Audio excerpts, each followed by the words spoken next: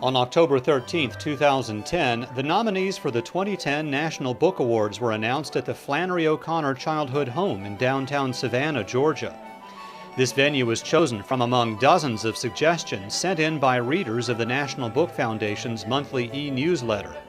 It marks one of just a handful of times the annual announcement has taken place outside of New York City.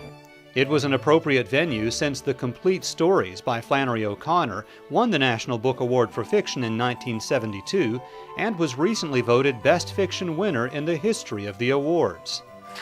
World-famous author Pat Conroy announced the 20 finalists in fiction, nonfiction, poetry, and young people's literature. Thank you all very much. I use the sacramental name of Flannery O'Connor to welcome you. And it's a great welcome, and a hearty welcome, from the Irish Catholic Southern writers of the American South. We enter into the season of nominations and prizes, where writers all over America hold their collective breaths and permit themselves to dream hard and to send aloft prayers that are often returned unheard or even unanswered. Today, I will change the lives of 25 American authors who will find their fate as writers confirmed and their early passion for the written word honored by their names being listed all over the world for the achievement of being nominated for this extraordinary award. Then their lovers will be ecstatic, their families over the top with pride, and their very best friends and fellow writers will be bitter and suicidal. It will be one of the finest days of their lives, and everything that happened to them after this will be a downhill slide to the abyss that awaits all of us at the end of our lives.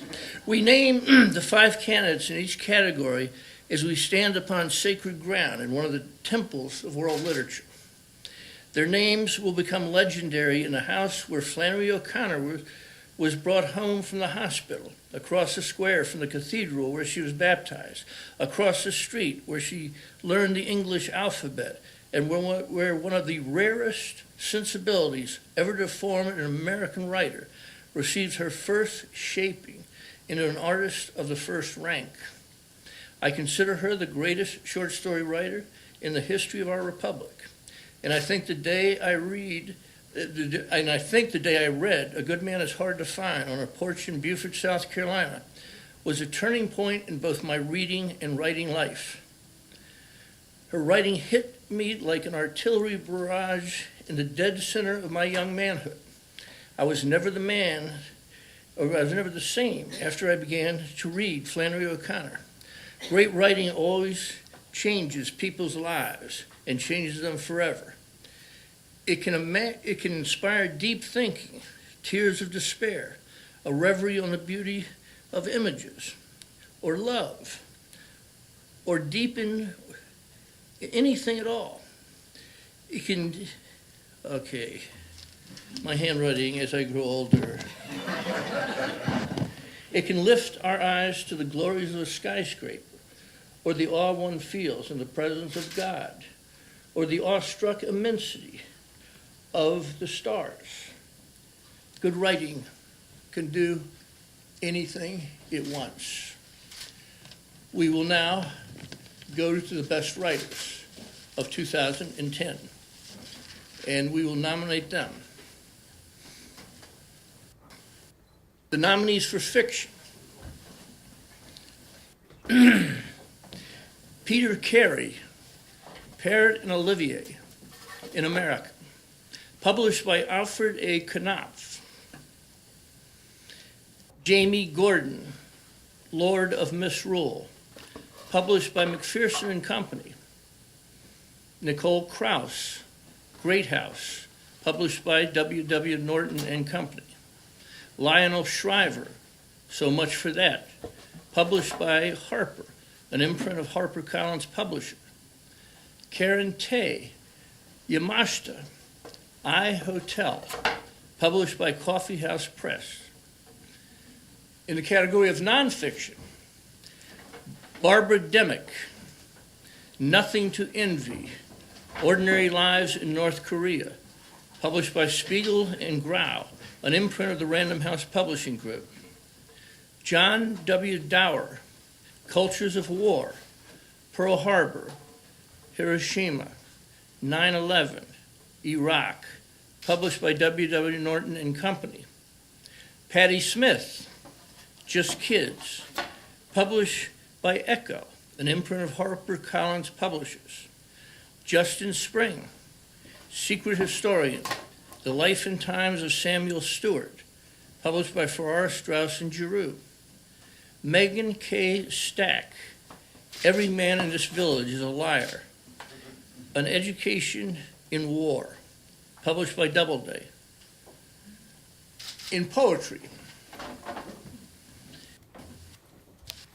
Kathleen Graber, The Eternal City, published by Princeton University Press. Terrence Hayes, Lighthead, published by Viking Penguin.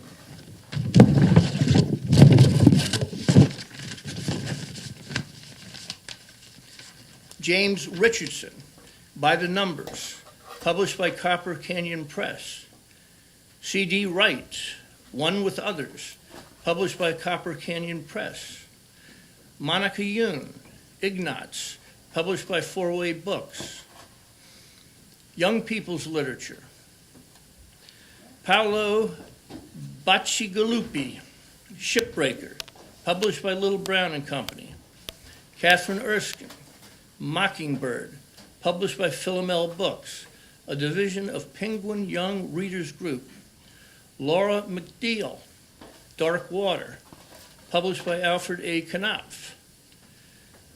Walter Dean Myers, Lockdown, published by Amistad, an imprint of HarperCollins Publishing. Rita Williams Garcia, One Crazy Summer, published by Amistad, the imprint of HarperCollins Publishers.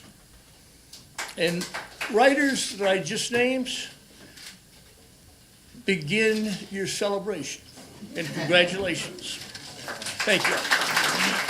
For more information on the National Book Foundation, which presents the awards, visit nationalbook.org. For information on the Flannery O'Connor Childhood Home, visit flanneryoconnorhome.org.